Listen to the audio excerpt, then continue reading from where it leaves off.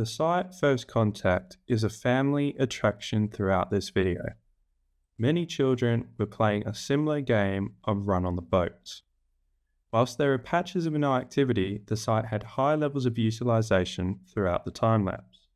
The trend that was observed was benches being used for things other than focusing on the site, such as looking at the bridge or facing out onto the water.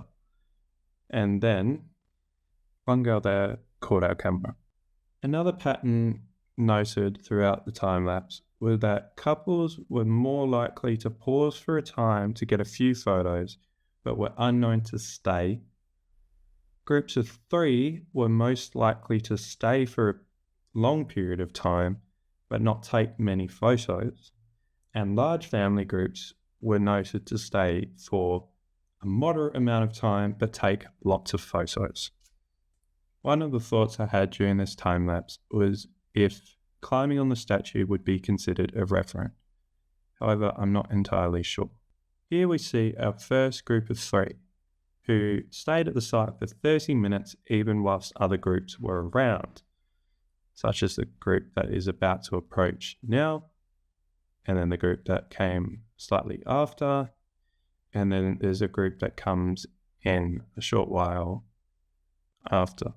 It was when the elderly ladies who come across the tree came that the original group got a sense of self-regulation around overcrowding, a principle of William H Whyte, and decided to leave. This couple were one of the only couples to stay for a larger duration than not. And then we see another large family who took lots of photos and kids playing run on the boats, which was such a commonality, you would almost think that there was a sign up saying, please do this, which there wasn't, obviously, but it was just so common across everyone that came by. This couple stayed for a while, but were too engrossed in their own conversation to really pay note to the statue.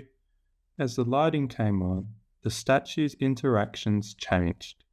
People didn't stay as long, except one couple at the very end, and passers-by were more likely to come over and look. There was one gentleman that came with a GoPro. He'll be in now.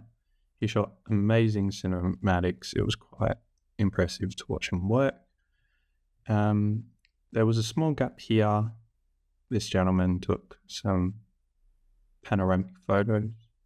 That gentleman sat for quite a while and just stared out at the water, utilising the benches, again, for a purpose other than first contact.